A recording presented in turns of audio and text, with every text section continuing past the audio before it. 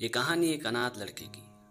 John नाम का एक लड़का एक मल्टीनेशनल कंपनी में नौकरी करता है। जॉन को अपने ऑफिस में एक लड़की से प्यार हो जाता है और कुछ दिनों बाद जॉन उसी लड़की को शादी करके अपने घर पे लाता है। जॉन के फैमिली में दो ही मेंबर थे, जॉन और उसके पिताजी। जॉन की पत्नी और जॉन के पिताजी के बीच में अक्सर झगड़े होते रहते थे। जॉन की पत्नी अक्सर जॉन को कहते रहती थी कि अपने पिताजी को किसी अनाथ आश्रम में छोड़ के आओ, वरना मैं ही किसी दिन ये घर छोड़ के चली जाऊंगी। और ये सब बातें सुन के जॉन बहुत ही परेशान हो चुका था। और एक दिन जॉन ने फाइनली डिसीजन लिया कि वो अपने पिताजी को किसी अनाथ आश्रम में रख के आएगा। और अगले दिन जॉन अपने पिताजी को एक अनाथ आश्रम में छोड़ के वापस आ ही रहा था कि इतने में जॉन की पत्नी का फोन आया और जॉन से कहा कि अपने पिताजी से कह देना कि त्योहारों में भी घर आने की कोई ज़रूरत नहीं। अगर उन्हें किसी चीज़ की ज़रूरत पड़ती है तो हम उन्हें वहाँ खुद ही देने आएंगे। और ये मैसेज देने के लिए जॉन जब अनाथ आश्रम के अंदर जाता है तो वो देखता है कि उस अनाथ आश्रम का मैनेजर और जॉन के पिताजी बहुत ही हंस हंस के बातें कर रहे थे। ऐसा लग रहा था जैसे वर्षों से उनकी पहचान है। तभी जॉन ने उस अनाथ आश्रम के मैनेजर से पूछा कि आप मेरे पिताजी को पहले से जानते हो क्या? ये बात सुनते उस अनाथ आश्रम के मैनेजर ने हंसते हुए जॉन से कहा कि हाँ, बिल्कुल अच्छी तरीके से जानता हूँ। ये वही आदमी है जो आज से 28 वर्ष पहले तुम्हें इस अनाथ आश्रम से गोद लेकर अपने घर पे ले गया था। और कितनी इत्तेफाक की बात है कि 28 वर्ष बाद उसी आदमी को वही अनाथ लड़का उसी अनाथ आश्रम में छोड़ के वापस जा रहा है।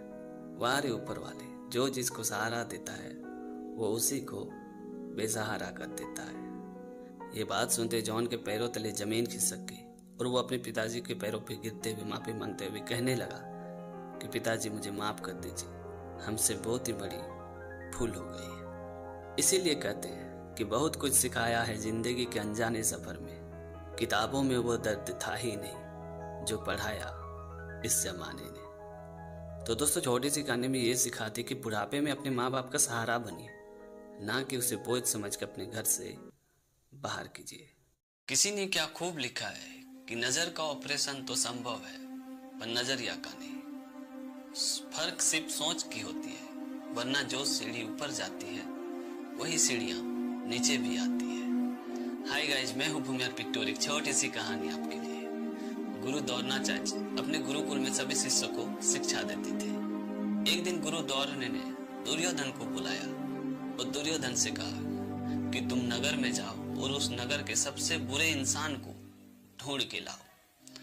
दुर्योधन नगर में गए और कुछ घंटों बाद वापस लौट के गुरुकुल में आए और गुरु द्रोण से बोले कि गुरुजी, उस नगर में मुझे एक भी अच्छा इंसान नहीं मिला। तभी गुरु द्रोण ने अर्जुन को बुलाया और अर्जुन से कहा कि तुम उस नगर में जाओ और सबसे बुरे इंसान को ढूंढ के लाओ। फिर अर्जुन उसी नगर में गए और कुछ घंटों बाद वापस गुरुकुल लौट के आए और गुरु द्रोण से बोले कि गुरुजी, उस नगर में मुझे एक भी बुरा इंसान नहीं मिला। ये सब बातें, ये सब नजारा बाकी सभी शिष्य देख रहे थे।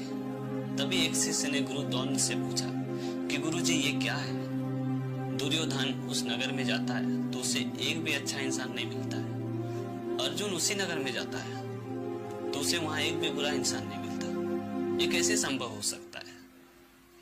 तभी गुरु द्रोण ने सभी शिष्यों से कहा कि मैं भी तुम लोगों को यही समझाना चाहता हूँ, यही दिखाना चाहता हूँ, यही बताना चाहता हूँ कि हमारे अंदर जो होती है बाहर से भी हमें वैसे ही दिखाई देता है। हमारी दृष्टि जैसी होती है, सृष्टि भी हमें वैसे ही दिखाई देती है। दुर्योधन के अंदर एक बुरा इंसान हावी था, इस वजह से उसे सभी लोग बुरे नजर आ रहे थे और इसी कारण से दुर्योधन ने अच्छे इंसान को ढूंढ के नहीं ला पाया।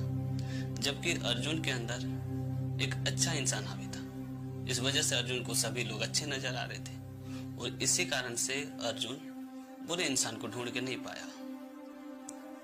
हमारे अंदर की जो प्रतिछाया होती है वही बाहर आती है। इसलिए हमेशा अपने जीवन की अच्छाई को जगा के रखो। गुरु द्रोण की बात सुनकर सभी शिष्य के मन में जो भ्रम था वो पूरी तरह से खत्म हो चुका था।